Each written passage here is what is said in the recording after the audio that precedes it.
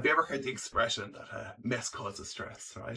That if you aren't living in a tidy, clean environment, that you are doing yourself a disservice because your body is going to be swimming in cortisol.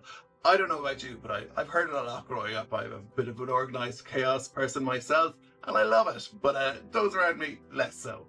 So what we're going to do is we're going to have a look at the science and see what it tells us. This topic first came to mind listening to a radio broadcast.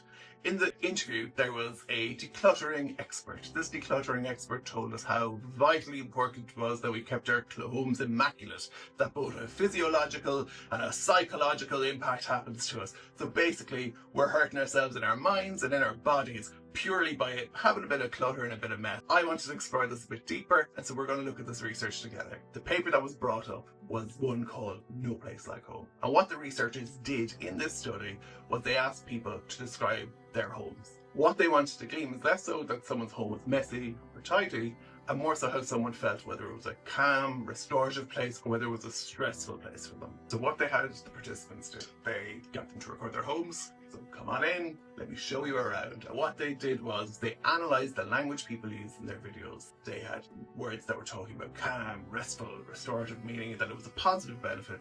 And if they were using words like cluttered, unfinished, work to do, then that was put into the negative side of things. Then had people self-report what their moods were and subtract their cortisol, the stress hormone in your body. So anytime I say cortisol, you just need to think stress. So what the study highlighted was kind of interesting. If you described your home as a messy place, and it's the language that aligned with being stressed, there was equally an increase in their cortisol level. And then if they described their home as calm, regardless of the state of it, they were calm.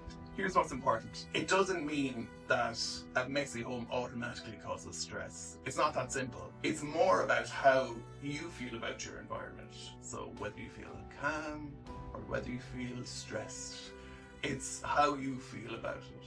Also worth saying, this was dual income families. So mums and dads who both worked with 2 kids in a big city in the US. So if we want to know more, we'd need to get more detail. We'd need to have more people participating, and we'd need to explore this in more detail. When people say that a messy home causes stress, it's not that simple. What we do know is that the research suggests that your mood is affected by your home. The stress might not all be in your head, it might be in the room.